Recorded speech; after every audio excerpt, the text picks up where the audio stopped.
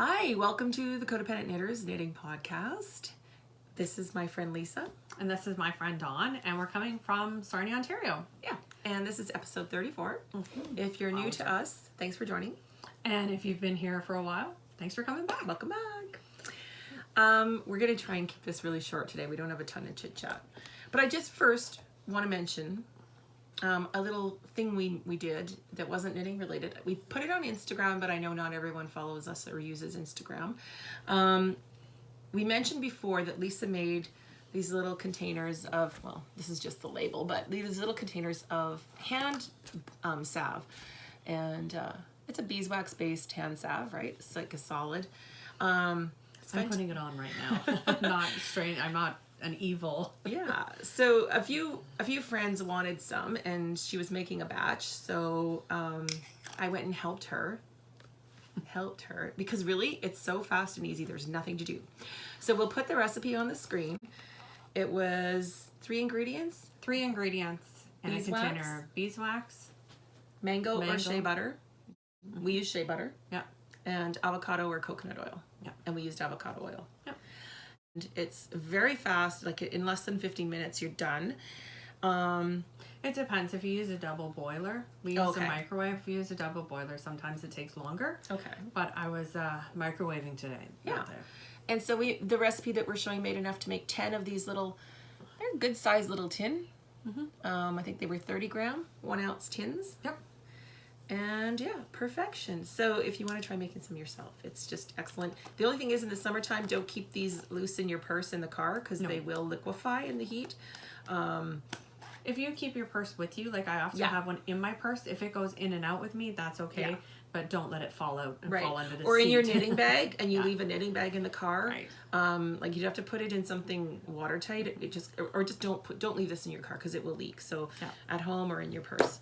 But that was super fun to do that. And it was so quick and easy. Just wanted to share that because there were a few people that were mentioned that I think they were going to try making it. So let us know how it turns out. Yeah, no. I actually a message. Where do you buy your stuff? What you need to do is you need to go online and look for soap making supplies. They will often, I know the one in London, Candor soap. We'll put it on the screen. Yeah, you can order from them and go and pick it up. Or you can go into their showroom and order it on the computer there because they don't actually have a retail outlet store type of thing. Okay. So there's that. But if you get stuck, you can get some of the ingredients at a health food store. Okay. Because health food stores will actually a lot of times have shea butter because you can use shea butter by itself. Okay. As a moisturizer. And avocado or coconut oil. A lot of people have that. Yeah, we both only use avocado oil for all of our oils for cooking. And then just the beeswax chips. So you had the chips, which are like the pellets. They're like little. They look like chocolate chips. Yeah. And you can get solid chunks of beeswax, but they melt faster. They're easier to measure. They melt faster. They're easier to use. They're easier to store. So that's the reason I get them. Yeah, yeah. So yeah, good luck, and let us know if you do make it and how it turns out. Oh, you can add a few drops of an essential oil. Investigate oils that are safe to put on your skin. You also have to watch out for sensitivity because I love the smell of bergamot, but you can't put that in a lotion for your skin because you'll end up sunburned. So we used just a couple of drops of lavender, and you can actually barely smell the lavender, but it also sort of neutralizes the beeswax scent, and the beeswax scent wasn't overly strong at all because the other things mixed in with it sort of tone it down. So yeah, like this just smells like almost nothing. It's practically odorless. Mine is focus. And that's nice. Yeah. So have fun with that. Make sure you tag us if it's on Instagram so we can see it. It'd be kind of cool. Do you want to do these at the end? Yeah. And start with knitting for a change? Okay. Yeah. We do have a winner for the Coast Yarn giveaway. Winner, and we do have a winner for the Natalie Sheldon sock. We're going to leave those till later because we always defer all the knitting and do all the other stuff. So we're actually going to switch it up today. So first, we'll talk about knitting. Okay. Yeah. Wow. Oh, by the way, Happy Canada Day. Happy Canada Day. Yay. Happy Canada Day. Well, you won't get this on Canada Day. No. I'm going to take this all with me on vacation, so it'll be later in the week when I get to uploading everything, but... All right, very cool. Yeah. So do you want me to start? Because mine's a really short one. Sure. Or do you want to start? Doesn't matter. Okay. So I finished my O Canada socks. Totally appropriate, being Canada Day. Yeah. Do you So want me they to look, hold sure. They look really good. Over there. They're amazing. They're, I split the stripe and put the heel in. And it is Timber Yarns O Canada colorway. And they're navy, Mini. Mini. So yeah, they look really good. Actually, somebody asked whether they would run, and they did not run. Okay. Yeah. I have pictures of them. When you were knitting these, the blue was crocking a bit on your hands. And actually, when I hand wound, I'm casting these on. So I hand wound the mini skein into a thumb ball, and I had a little wee bit, and I've never had crocking from a color. I had a little wee bit just in the crease of my finger. So that's, I wondered too if it had run, but you can see these are actually still damp. She just soaked them and had them ready this morning. It's running late this morning. No color run. Nope. Beautiful. There was a little bit blue in the water, but it didn't really stick to it didn't anything. take to so it was. Yeah. I'm really, really happy with them because I was worried when she asked me. I thought, oh, I had never thought of that. Yeah. So, yeah. That's a really good conversation because colors can run, and like especially when you have intense colors or dark colors, so reds, blues, even like I've had fuchsias and purples. So it's always a good idea when you put them in the water to just stick around for a minute and check. So, you know, have a look and see. And I wouldn't leave them, like, do just your basic 15-20 minute soak and take them out. Like, don't leave them in there for extended periods, because then just in case the color does run, there's less time that you're leaving it to absorb into the other colors. So yeah, I was actually gonna. I was going to bring the leftover ball to compare the colors, but I didn't have any. So yeah, I do have some left. I happen to have it. Put it in a safe place. Because I was going to cast this on, so I happen to have. Which one? The multicolors? Yeah. So. Or the blue? Yeah. So the color's still pretty good. They don't look any different. They didn't fade. So yeah. So I'm really, really happy with them. I mean, I didn't really think of if I'm doing a Colorworks, like a Colorworks sweater, and I'm worried about it, I might do a swatch. Yeah. To make sure, and then wet it, whatnot. I'll talk about that on my you know, how about this FO? Yep. Okay. So again, the color was O Canada by Timber Yarns. She's a Canadian Ontario dyer. She does beautiful sock yarn, and I've I showed a pair of last time, Optimistic of hers. And I'm casting these on as well. It's Canada Day, July 1. I'm going to cast these on. Yay, how appropriate. Yep. Good job. And I have the same blue for the heel and toe. Yeah. Are you going to make them long or shorties? Because I know you usually do shorties. I'll probably do shorties. My calves are too big, and I usually just wear socks that come up just about, like not like right at the ankle, but just a little bit. They have cuff, but just ankle height. Yeah. See, I usually wear mine. Like I would wear those with my Blundstones. Cool. So yeah. All right. So talking about color run, this next FO, I should talk about this, but I'll talk about this after because this is old. It's not a new whip. So this next FO is Paris and Berlin by Joji Locatelli, and it is a cowl with a very long V shape, right? That's so it beautiful. Drapes down, gorgeous, and there's some texture stitches there. The light's picking it up nicely. Now, is that so you can see it? the yarn? What's this thing going on? Oh, there. It was just a pull. It's a loose. What'd you do? No, it's just these. I know if they get long ones. touched. Yeah. It has to just be pulled evenly. I fixed it. There. That looks beautiful. Yeah. Gorgeous, gorgeous. So the yarn is by Knitting Wolf Luxury Yarns. I knew that.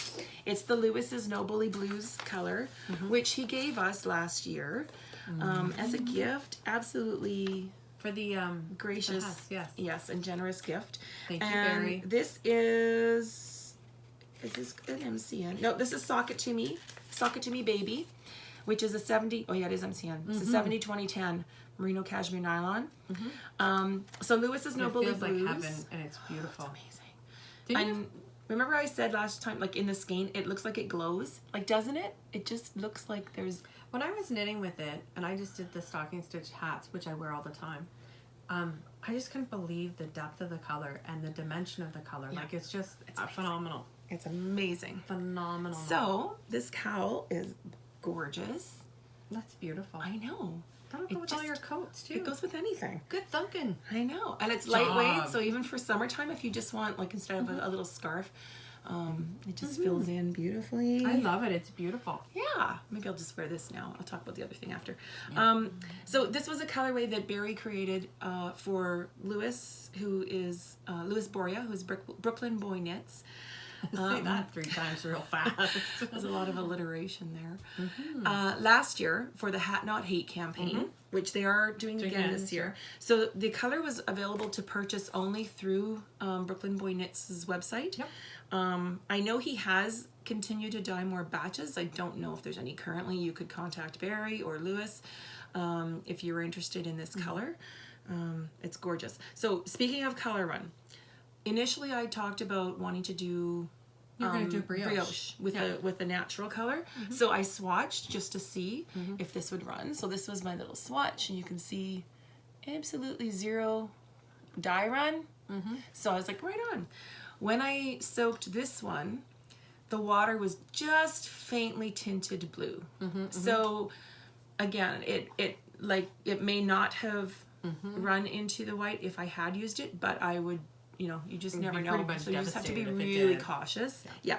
So yes, exactly. So I just always, when I use an intensely dyed color, I always check. Even a light color can bleed a bit, right? So you just always expect it to bleed and watch for it, and then you're ready. Oh, and if it does, we don't have any yet, and I want to order some. So if you want to go in on it with me, I want to get some of those color catcher sheets. Oh, yeah, okay. I think they are made by, is it Shout or Dylan? One of the dye, fabric dye companies. And some people have said they found them in the stores, like a grocery or a department store in the laundry aisle. I look every now and then and haven't seen them, but maybe Fabricland or someplace might have them. I did check there a few months ago and they didn't, but you never know. So they're just a sheet that you can put in the water, and it soaks up all the extra dye in the water. So that it keeps it, it can prevent it from going onto other that's a good fabric. Yeah. So they would be handy to have, right? Because we're always soaking hand-dyed stuff. Yep. But I love it. I love it. It's actually cooled off in here a bit, so maybe I'll keep it on. What I was wearing, I had put this on because it's a great summertime knit. This is the Raina shawl. Oh, yeah. Yeah. And I'll put the info on the screen. And this is just a multicolored pastel. That's pretty. I'll look it up. Well, you can't, I don't know if she's, no, this was from Dyed by Lindsay, who's not dyeing anymore, right? Yep. So, but it's just a pretty multicolored pastels. And you can do this shawl in other weights. You just make sure you have enough yardage. Right. Because I know Cozy Up Knits did it in DK or worsted, and it looked amazing. That'd be nice, yeah.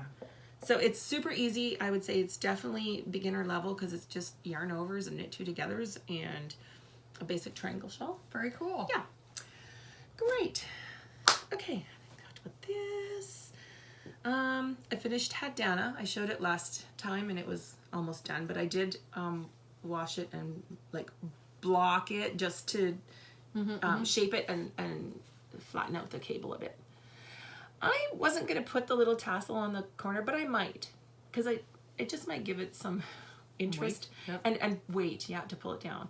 Okay. It does fit me, but it feels a little heavy, so I think I would not do it in worsted cotton for summertime. I think the fingering version, or I could probably use a DK, but it just feels a little bit heavy on the head, like it might not be very cool if it was like a hot day like today.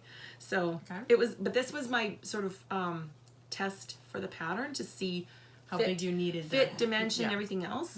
So now that I've done it, I know it's the measurements are spot on. I think I made the medium. I will put it in my project page what size I made.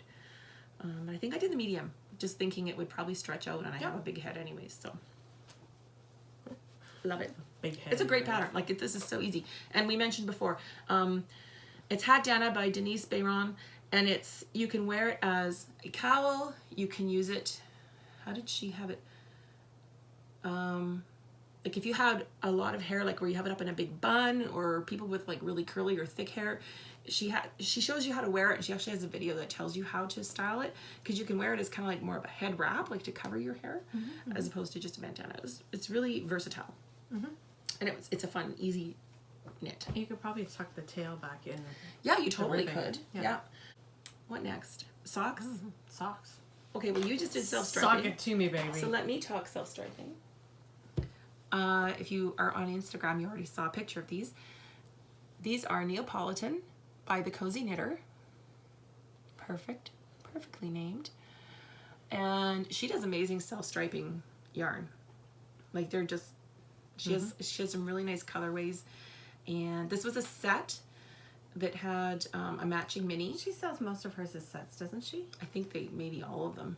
Yeah, which is awesome, because then you already have that. So I think it comes as an 80 gram and then a 20 gram, something like that. What? I went into her booth and I could not decide. I couldn't decide. If you have the fortune of seeing her at a yarn show, her booth is beautiful. Yeah, I think it was Kitchener, and I couldn't decide. Yeah. There was too many choices and not enough time to knit them all. No, but she does have samples, and she also has photos. So even on her website, she does show you a picture of the color sequence in her striping, which is nice, because in the skein you can't tell. Exactly. I did an ankle sock, so this is kind of the length I like, where I do about a 2-inch 2-inch ribbing, and then it's roughly 1.5 or 2 inches till I cut in the heel. So this is what's left, but I haven't weighed it yet, but this is how it looks. Very nice. I had caked it, and then my leftovers, it was all loose and sloppy, so I rewound it into a gobstopper. And yeah, so these were my 2.0 experiment. So I usually use a 2.25 millimeter needle. And I thought, I'm going to try a pair, because they're usually not too loose, but there's definitely play in the fabric. And I do like my socks to feel more snug. This is definitely, so on a 2.0 millimeter, I still use my 64 stitches. And it is definitely snug. Do you like it better now that it's blocked? I think I will stick with, well, 2.25. with the 2.25. And I put these on, and they're actually, I think I might need to take the toe off and just extend it by like a 1/2 inch. Oh no. Just because they did not give as much. They don't. I mean, yeah, maybe another washing, like it'll loosen up a bit. But it's definitely a denser fabric compared to my usual socks, right? Like you can feel it. Yeah. Yeah. So it's not a problem, because I can, if I find they're just a little too short, I can just remove the toe and extend it and reknit it. Easy. Add another stripe. Actually, I could, because look, I could add a white stripe and then do the chocolate toe. There you go. Yeah. So maybe I'll do that. We'll see. I'm just going to leave them for now, because it suddenly is not sock weather. Yeah. Summer hit 2 months late in Sarnia. Summer is here. And it's here in full force. I also finished, this pair has been on my needles for a little while, probably since March or April. Okay. This is the Embrace sock by Verena, and she is Knit Live Love on Ravelry and on Instagram, and she owns a yarn store in Cologne, Germany, and check it out. I love that one. There you can see it's kind of a waffly look. I love that. Yeah. Super memorable and easy. The yarn, I can't talk today. Blah, blah, blah. The yarn is Heyday by Hedgehog Fibers. Nice. In their, I think, the twist sock. So you can see it's just a multicolored speckle, and there's like speckle. neons and everything in there. Yeah, rainbows. Super fun. A little bit of everything. What's the heel? The heel and toe is Cousteau. I knew that. A Madeline Tosh sock. I had some left over from a pair of socks I did like 2 years ago. That's So what I it actually was. I had enough for 2 pairs, of heels and toes. Okay. Yeah, That's what you used on the Optimistic? I used it on the Optimistic and it's just, yeah, it's a great color. I mean, even this done in this color would have been nice. It's a beautiful deep blue. Very good. Ah, there we go. Okay. So those are done. And one more pair that's been on the needles for a while. I finished the second sock finally of Curiosity and Opportunity, also by Holy, and it's a cabled sock. It's beautiful. There, I'm trying to catch. I have to turn it to catch the light so you can see it. It's beautiful. Yeah, cable's Now, all the way down. Do you want to show the difference between Yes. the two? This is the first sock which I showed before that is one. washed and blocked. I love this back stitch. This is the second sock. Unblocked. Unblocked. So this is just a little plug for washing and Turn blocking. around so you can see the back. So yeah. Yeah. So once I wash and block this, it's going to open right up, and that Whoops. really shows off your cables, and it flattens them a bit, so you can see how thick they look. But it's just because they're poofed up and scrunched. So once they're washed and blocked, they're going to spread out like that. Yeah. So there you go. So I haven't photographed them yet because I need to wash and block this that one. one. Yeah. But if you're doing this pattern, because every row is different, you have a rest row in between. Okay. This pattern stitch on the back is super easy to remember and to even read and track where you are. It'd be nice to have a pair of socks done in that. Yes. Well, and this stitch, where you do the Bar? yeah, is on your rest row. So your cable rest row always has an action here, Okay, right? so you on never the lose where on you the are. other stitches, yeah. And then your cable row, you're just knitting the other stitches, which is kind of nice. I used Knit Companion. You can get the simple free version of Knit Companion, which has a lot of functionality and everything I need, but it shows on your screen, and I can't show it because I don't want to show the pattern. It shows the graph, like the chart, and there's a highlighter bar that you can just with your finger on your device, you can move up to show the row you're on. So it's really easy to track what row you're on and where you're at. I love mine. You can blow it up just to see a portion of it. And then there are 5 different counters. So you can, when you finish a row, you can just tap your row counter. That's for those patterns that say, do this while you do this, and then do this while you do all those 2 things. Yes. Yes. Like especially if you're repeating 5 times, you can track how many repeats you've done. So it was excellent. And I put it, the only thing is I put it on my iPad and on my phone. So I mostly knit this at home because this is just, Well, that's something you pretty much, yeah. it takes too much thinking to knit in a coffee shop. While you're gabbing away. While I'm blabbing away, I can't even like knit the easiest things when I'm blabbing away. So they don't sync. So if I was working it on my laptop and then took the pattern on my phone, Right. I didn't realize that. yeah, they don't synchronize, so I didn't know what row I was on. So just FYI, maybe only put it on the device that you use the most. I find that it's hard to read if you on have my more than phone. one. It's just such a small screen. Yeah, I found that was hard. Yeah. So that's why that's why I was, because it's, quite a chart. I use the row counter on it on my phone. Yeah. Just if I know what I'm counting decreases rows. and keeping track of stuff like that. But Oh, another tip. So I often will download my patterns into Acrobat.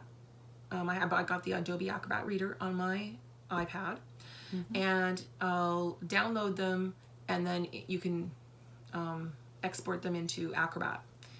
And that way, if I'm offline or whatever, I've got the pattern right there, right? Yep. In Acrobat, even if it's just a written pattern, if you push and hold on a spot, you get a couple options pop up, and one of them is highlight. So I just click and drag the highlight when I've finished a row or a section, and then I know that's done. So Okay, I use good that idea. I use that. I'm actually using that on my shift cowl because it's written, because it's basically the same stitch every row. But it just, you go through, you repeat, I think there's 8 rows in each section. So I just highlight when I've done them, because it's not a chart, and that's super easy. So yeah, just a little tip about Acrobat that you can actually do that, and you can actually enter notes and things too. Yep. If you need to. Are those all my? Those are all my FOs. Yay! What are we doing now? That's old. Those are old notes from another something. Okay, well then I think that we should. Well, do you want to do? I was just going to mention what's on our needles. Okay. So we didn't. Oh, because we didn't talk about whips. No. Okay. See, we're all discombobulated because when you do things out of order. backwards. No, there's no rules. We're breaking all the rules. Yeah, rules are meant to be broken. What's on your needles? I am doing socks in my 8675309. I tried not to sing that. No, it's really hard. Old oak yarns to not sing. Yeah. So yeah, just I got it. It's a really pretty mauvey purple plum color. Okay, so you're just doing a vanilla sock. I'm just doing a vanilla sock. I've been so busy lately. I don't know where the time has gone. I know. I think the last time that I knit was when you were with me. No, we haven't even seen each other much. No. You're not going to see me for 3 weeks, so you better knit when you're not with me. Right? Or else you'll have nothing done. You're still working on your bubble? I am. I'm still working on it. I'm swearing at it right now because I made a boo-boo. I zigged when I should have zagged. But it's really starting to look really pretty. I love the way the color is. It's a seed stitch cowl, right? Yeah. And this is Hedgehog Fibers Bubble. Bubble. I love this colorway. This is a great color. I just like the way it's not pooling the same as it normally would because it's not stocking. Yeah, totally. And I like that it can be used both sides. So yeah, That's a good point. Yeah. I zigged when I should have zagged the last row, so You're off. Yes, so I'm okay. It's been a really long row this time around. Doing the stitch before. Do you have anything else at home on the needles? I have Kate on the needles, the sweater, but I haven't really done much with that. Okay. So, yeah, I know, right? I have some new. So I'm still working on my shift cowl by Andrew Mowry. I've made progress. Good job. Not true. I did bring it. There you go. So last time I showed it, I was probably down here somewhere. So I've put some inches on this thing. Nice. Yeah. It's nice colors, hey? They're beautiful. Yeah. And I'm just using 2 different skeins of yarn. So I think the pattern calls for 3, and then it tells you how to alternate them, but I'm not using the called for yarn. I'm using Louisa Harding Lucy. It's a fingering weight. And I have 2. So one is called Obsidian and one is called Aurora. It's beautiful. Oh, that doesn't show. That just shows you the labels. There, you can see the colors there. They look really pretty. Yeah, and they're just working out beautifully. So I've been doing some of that. It's actually a fairly easy pattern. It's memorizable. There's really just 2 different sections, and you're doing the same thing every 2 rows. Yep. So it's looks far more complex. Yes, than it is, and the yarn does all the work because it changes color for you and makes it look beautiful. I'm casting on 2 socks to take on my vacation. So I'm going to cast on O Canada. I already mentioned that. And I'm going to cast on Vintage Fairy Lights. It's by Helen Stewart. It's a bit of an older, like it's not a new pattern. And a lot of people have knit it. Oh, but those it's are cute. Super cute. So here, I'll show you. I hope you can see this. Yeah. Aren't those cute? I kept meaning to look that up. And I don't have the yarn in here with me, but I'm going to use, it's a Blue Water Fiber Arts yarn called Crocuses in the Snow, I think. It's actually a colorway. Speckly, it's white, yeah, with just some purple and green, little bits of green. And I think I suggested the name for her. She had a, give me. We don't shop together at all, do we? Were you with me when I bought it? Yep. It's got purple. I bought it when she did the trunk show at Heaven is Handmade. Yeah. And I think it's an MCN. I'm pretty sure it is. So I'm going to cast that on and do those. Nice. I probably won't finish them, but I just wanted a patterned sock and a vanilla sock. So the self-striping will be my vanilla sock. Good job. Oh, also, if you follow me on Instagram, to look up her name. I was on Instagram, and I don't even know how this popped into my feed because I wasn't following this designer at the time. It just fate. Somehow, maybe someone else shared it. I don't even know. But I saw a designer named Christelle Nehul. I hope I'm saying that right. And it is a inclusive sizing pattern, and it's actually all plus sizes. So this is a picture of Joan, which is the name of the pattern. And that's actually the designer modeling her beautiful pattern. And I'm gonna see if there's another picture in here. It's got a really nice detail around the neck. Here's the neck. And you can see that pretty detail around the neck. She is Crystal Little K on Instagram. And she has a lot of designs, and she's got some other plus size designs. That's good. So when I saw this picture, it met all of my design requirements. Yeah, for a sweater that I would like to knit. It's shaped. Well, wait, whoa. What? Sweater For you me. would like to wear. To wear. Right. Yes. That I would like to wear. It's shaped. It's made by someone plus size who understands plus sizing and It's the also measurements. not sized up. It's not, yes, it's not like a smaller size pattern that has been graded and just sized up mathematically. Like it's, it just looks really well designed. To be Not flattering. that, I don't mean other patterns aren't well designed, but yes, for the like very well shaped, flattering. just well shaped. I like that the neckline is a V-neck that doesn't come way down, because I have seen other V-neck sweaters and everyone's wearing something under them, and I'd like the option to not have to wear something under it.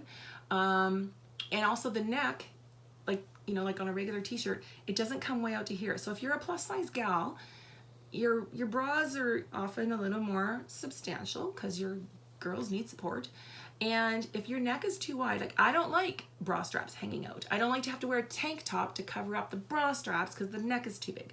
So this sweater does all those things. And it's got a little bit of detail around the neck, which you could probably omit if you don't care for it, but I think it's kind of nice.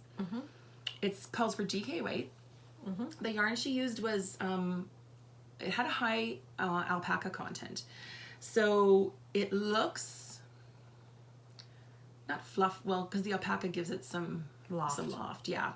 So I had been at Heaven is Handmade the week before I saw this pattern, and just checking out some new summer yarns they had in. And they had one, this is the yarn I was looking at, Barocco Summer Silk. It is DK weight. Nice. It is 45% silk, 45% silk, 43% cotton, and 12% nylon. And it feels, okay, this is my cashmere yarn from last year. It feels like cashmere. It's beautiful. It's just beautiful. It's gorgeous. It's It's really it's a pretty. chainette. There's my swatch. I can't reach. I'll show this first because so you can see that it's a chainette yarn, so it's not a twisted one, right? It's chainette construction, which gives it a little more loft and squishiness, right? So I did up the swatch. The pattern I think might have called for whatever a 4mm. I know my gauge, and this is not a heavy yarn, so I used a 3.5, and I'm pretty much on gauge. And like, look at it. Oh, it's just beautiful. The only thing is it looks like it's got, it would really stretch out. So I want to swatch on a 3.25. However, my Licka needles and my Knitter's Pride interchangeables don't go down to a 3.25. I do have 3.25 bamboo and 3.25 metal, but like I like wood, right? So I like my wood. So what are you gonna do? I'm probably gonna have to, I think the bamboo will be too rough. Like it just won't glide nice. So I'll have to swatch with the 3.25 metal. My only concern is that I'll probably be looser on metal, which the 3.25 on metal may end up looking exactly like the 3.5 on wood. So then you just go down a size. So then I'll try 3. So I'm gonna just do a few more swatches, and this was washed and blocked, and I did, when you're blocking a swatch, you don't stretch it out, right? I think this is, a lot of people do this. They'll do a swatch and they stretch it out to 4 inches and then count the stitches. So you knit your swatch bigger than 4 inches because you want to see what your normal fabric is, and the edges are always distorted because your stitches are looser. So you measure 4 inches in the center of your swatch. I was always told that you put double the amount of stitches you're supposed to get. So if you're double or 50% more. I was always told double. Nothing wrong with doing double. So if your swatch is 24 stitches in 4 inches, you put 50. You cast on 48 to be exact. and do more rows. Like knit longer than 4 inches. Then when you block it, you just wash it. I just laid it out. I didn't stretch it. I just laid it out, and I actually, when it's stocking stitch, I block them upside down so that the edges don't curl up, and I just put a couple pins to let it dry, because when you do a sweater, you're not going to be stretching your sweater out every time you wash it, right? Yep. You want to do your garment swatch the way you want it to realistically reflect how the fabric's going to look. So this is pretty much, I'm 24 stitches and it calls for 23, which is pretty close. My only concern is that it is quite loose. Yep. Right? So, or I don't know if someone suggested going down a size. I always think that's risky because you could end up with some unexpected measurements. Yeah. There's actually a app that I have. Yes, you told me about that. I don't have it with me, but it's called Knit Trick. Yeah. And it asks you what the measurements are supposed to be, how many stitches you're supposed to have, and then you can enter in how many stitches you're getting, and it will tell you where your measurements will be different. Okay. So it's kind of like the old way where you would measure how many stitches you would have an inch, and then you would do the math. So it does the math for you. My only concern would be because of the shaping, like I might have to monkey with, the decreases and increases on the side. Like I think that listening to you and how excited you were, I would stick to getting gauge. Yeah, because you want that style. And I don't want it to look like that. Exactly, and I don't want the headache of trying to do those calculations or monkey with things partway through. Follow the pattern. Yep. Because it's a gorgeous pattern, and you can. She has a schematic with all the measurements. Like it's a top-notch pattern. It really is. So I'm so excited about Joan. I'm so excited about this yarn because it is amazing. I am not going to be knitting this while I'm on vacation. I may take some needles and do the swatches, and then I can soak them when I get home and just compare. So I want to do a knit along because I know I started a sweater before in the winter. That didn't pan out. But I'm really excited and optimistic about this one. And so I want to do a knit along because it's going to be my first me sweater. And I think we'll kick it off August 1. And we decided, we were talking about this just before we podcast. So any sweater, anyone can enter. But if you knit a size inclusive size, like anything over an XL. So for example, if I knit my size, but my pattern goes up to plus sizes, that would be an extra entry. Oh, okay. Even if your size isn't? Yeah, even if my size isn't. Okay. If the pattern has inclusive sizes. Yes. Okay. Does that make sense to you? Sure. Because then we're not including... We just want to, and we want to, I especially want to, I want to see more variety and see what else is out there. I would like to see, I'm not plus size, but I would like to see more designers design for themselves, design for their body type, like the designer that you're looking at right now. I think that that's important, and I think that when you look at people, they should be coming in larger sizes because really, there's a lot of conversation happening about this in the knitting world. I kind of have mixed feelings. I don't feel like I should be asking or demanding any designer to do something other than what they're comfortable doing. First of all, to me, it's their art. It is. And I wouldn't tell Picasso, you should have painted in only, you shouldn't have done that painting only in blue. It's their art. But I think more of them are. And there are some designs that I truly believe, I don't care what kind of talent you have in the math department, it just wouldn't suit a plus size body, right? But that's what I'm saying is, it's not just size But I like the fact that she is designed for her body type. For shape. She's designed for her shape. She's designed it to be flattering for her shape, and she's designed it for her size. Mm-hmm. And I think that's super important, and we need to kind of promote that type of thing, because I think that a lot of people are overlooking things like that because I mean, honestly,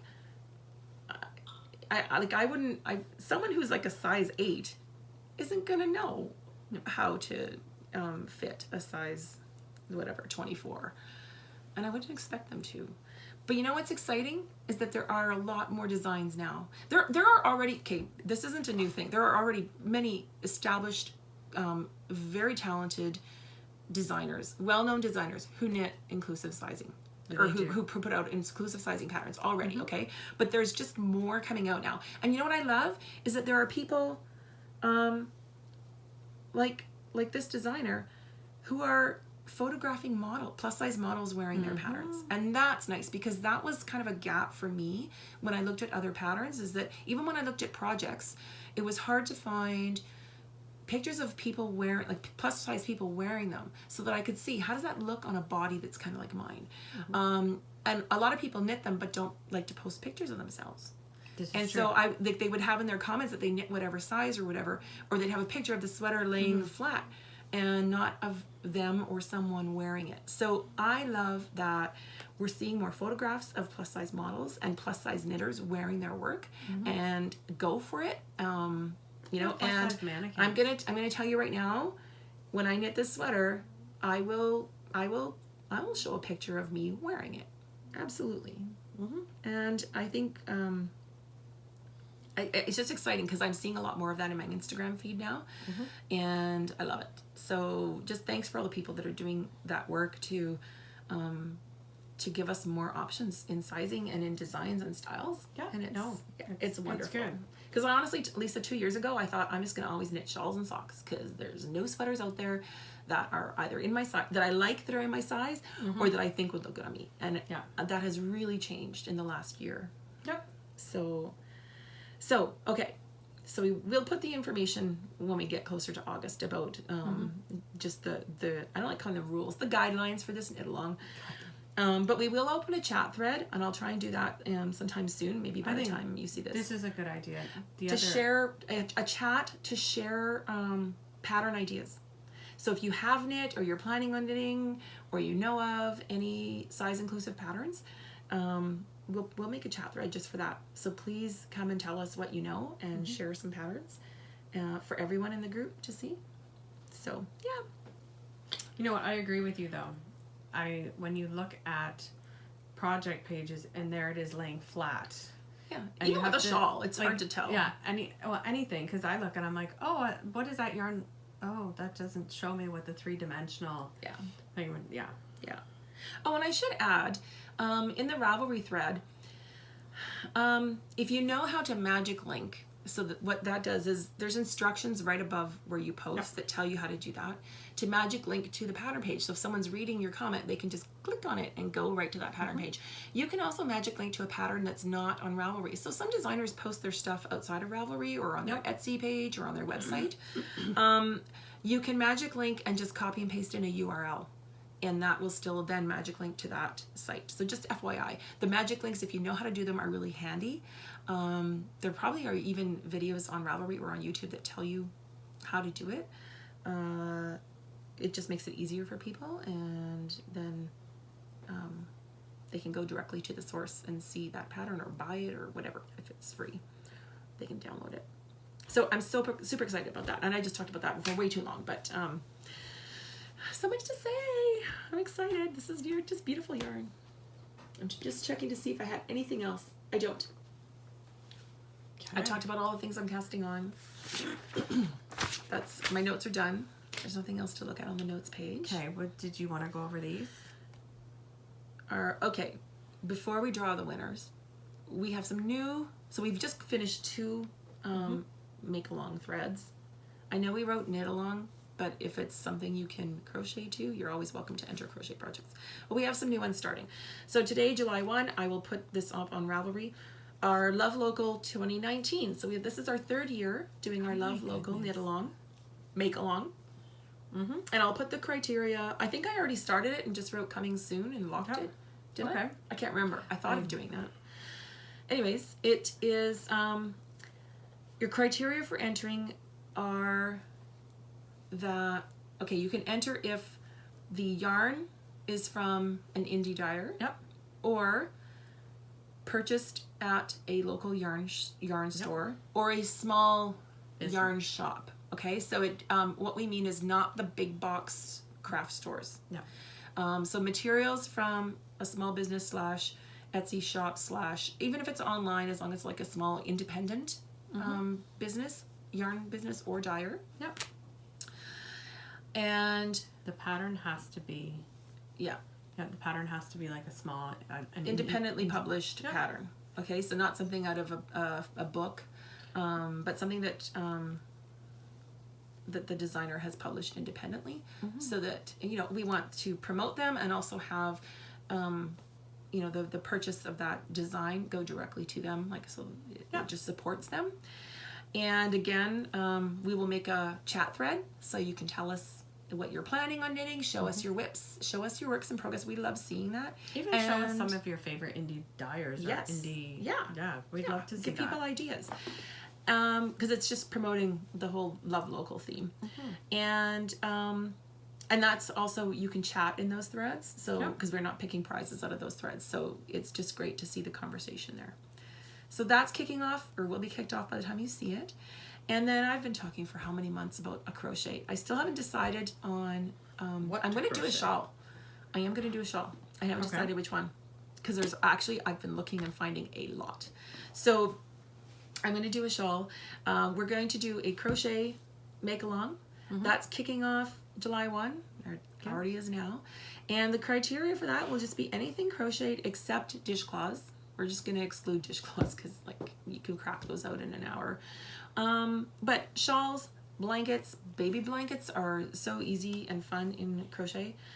Sweaters, because yes, there are sweater and summer t-shirt patterns. There's beach cover-up patterns. There's tote bags, like market bags, toys, so accessories, that kind of thing. Okay, anything like that except dishcloths.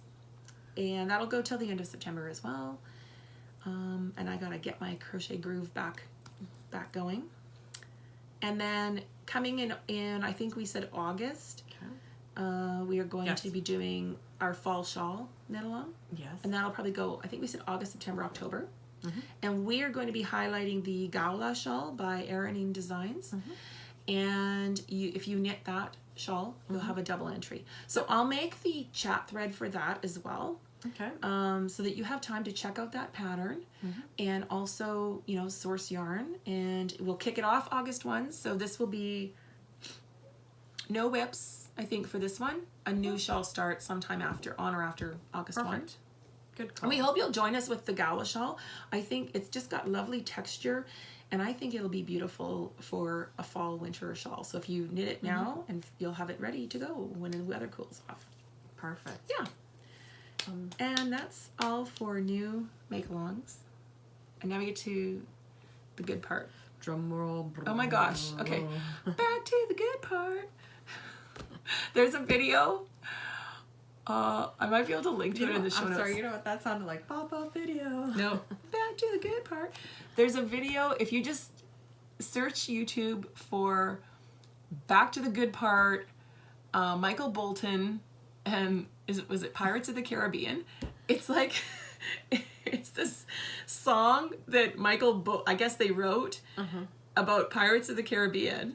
But then they'll switch out, and then Michael Bolton will come in like, now back to the good part, and he goes back to his song. It's hilarious. It's pee your pants funny. So back to the good part. Not me trying to sound like Michael Bolton. Back to the good part. We have some winners. I guess I don't look like Michael Bolton. So we had a giveaway for 4 balls of Coast, or cakes, 4 cakes of Holst Garn Coast yarn in the colorway silver. It's a beautiful color. It's very nice.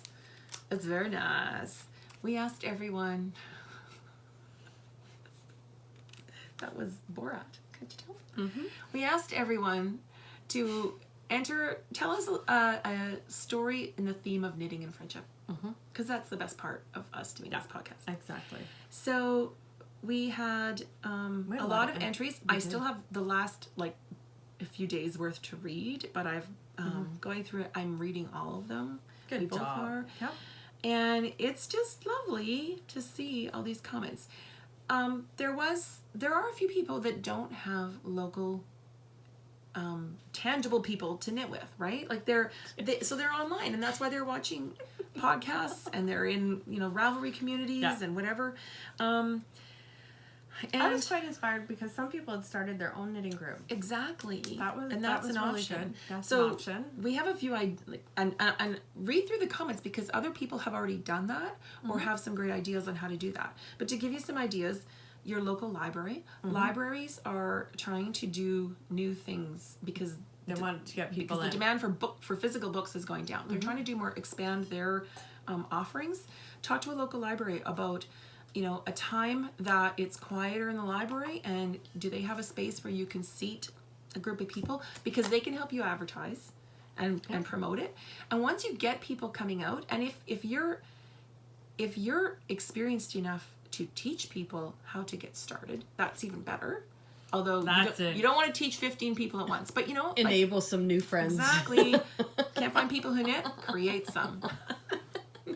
Make knitters. So there's things like that you can do. Here in Sarnia, we have a craft brewery that a couple of years ago started Sip and Stitch Sunday afternoons. They still have it. There's a really dedicated, faithful group of regulars that go, and we've popped in a few times. We can even when we go out for lunch sometimes. We always take our knitting. Yeah, but people often ask, where can you meet? You know what? Almost every time, if we're at the coffee shop just out in the morning having a coffee and knitting, there's someone who comes over. And so onto another spot, you could actually talk to the coffee shop, and they could advertise for you. Yes. And whatnot. If you have a local coffee shop, that quite often weekday evenings tend to be quieter. Like you don't want to have a knit group show up at noon on a Friday when the lunch crowd is crazy. But if you have a coffee shop where they ask them, do you have an evening that tends to be a little quieter? Could we, have a couple tables off in the corner and invite people in to come and knit? We often knit at a coffee shop in town. Yeah. Usually 10, and then we leave about noon. Yeah, we try and go when it's and it's a big enough one that even if we're there, if it's packed and there's people waiting to buy lunch, we'll leave. Sometimes we have lunch there too, but that's an idea. Talk to a coffee shop or somewhere that is quieter in an evening, and see if they would mind if you tried to advertise and get a couple people to come out. And it doesn't have to just be knitting. Put it out as knit, crochet, or stitch. Right? Bring a craft that you can do in hand. Portable. And that's also another thing we talked about was talking to stores who have other crafts. Yeah. If there's any kind of a craft store in your town or a hobby store, or you may not have a local yarn shop, but if you've got a Michael's, they teach classes, they have a classroom. See if they would host a knit group. And it just is a way of meeting other people and connecting, and from there, you may find out about someone that's like, hey, I'll have a group of people over at my house, or hey, let's go to a coffee shop, on Saturday, whatever. So not everyone is extroverted or outgoing enough to try to set that up, but that's where the business, if you can find a business to do it in, may be able to help you, and it doesn't have to be a yarn store. And if you're not comfortable doing that, there's always things like we will sometimes do Zoom with other friends, which is virtual knit night. There's that option, and there's our friends, the Fiber Friends podcast. They have a Facebook group. It's called Friday Night Knit-In. Fiber Friends Friday Night Knit-In.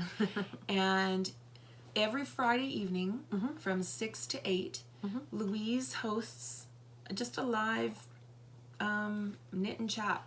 So it's fun. Yeah. And you can only see and hear Louise, but anyone who joins in and watches, once you click on the video to watch it, you can comment. And so there's so much conversation going on. It's in comments, and you don't have to comment. You can just listen in, because Louise will often read the comment and respond, right? So you have an idea what's going on. And then a lot of people will post what they're making. Yes.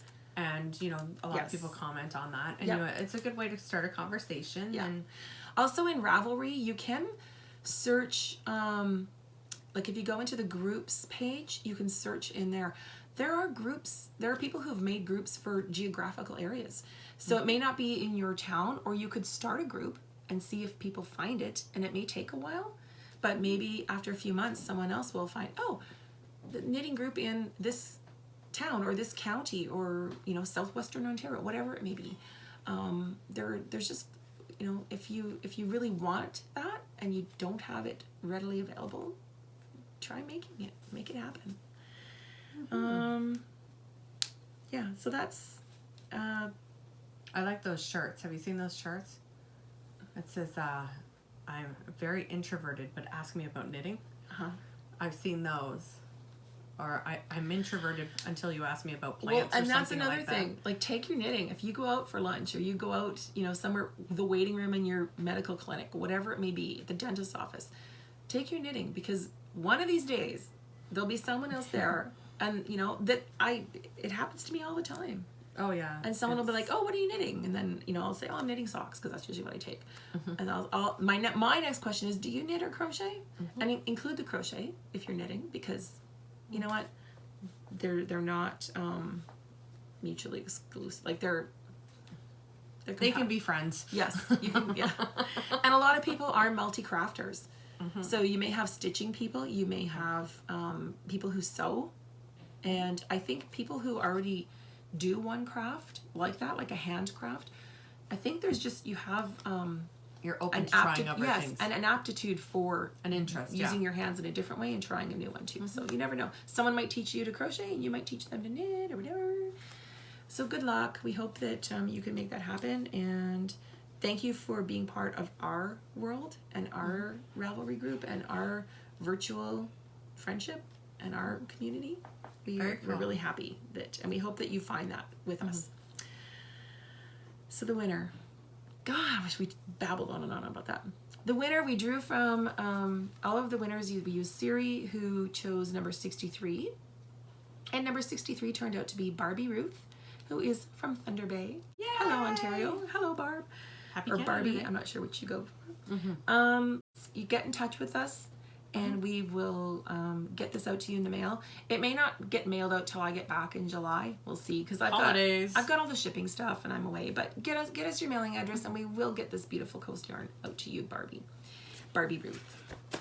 And then we had the Natalie Sheldon sock knit along that finished. Those are all beautiful, by the way. Okay, yeah. Gorgeous, She has gorgeous, 3 patterns out gorgeous. right now. She's got Bridget's Garden, which is flowers. Yeah, She's got Midnight Snow, which is like the cottage in the woods. And then she has her new pattern, which is Charlotta the Fourth. No, she has the bee one, because I'm like, no, that's her 4th pattern. I'm like, I like bees. The bee, was it the Bee Whisperer? I believe so. It's got bees and honeycomb. It's beautiful. And then Charlotta the Fourth, which is an Anna Green Gables reference.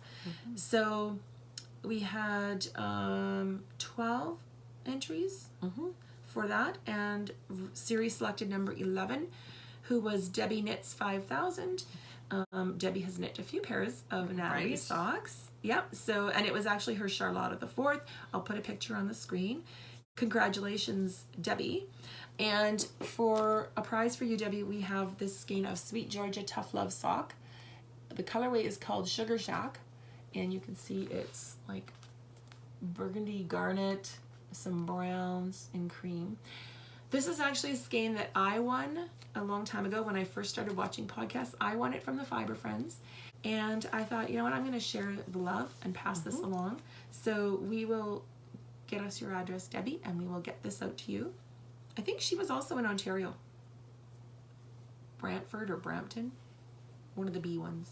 So yeah, congratulations. Thanks everyone so much for entering our knit-alongs. Yay. And we hope that more of you will join us and enter our new knit-alongs, especially, or make-alongs, especially the Love Local. That one always has that one's one of my a lot favorites. of response. Always And it is one of our favorites. Absolutely. I think it's also, it's fun to see all the, where people get things and what not. Yeah. So details of that will be in Ravelry by the time you see this podcast. And I think that's it. Yay! We did it. Okay. So thanks everyone. Thanks for watching. Take care. Happy knitting. Make time to make something.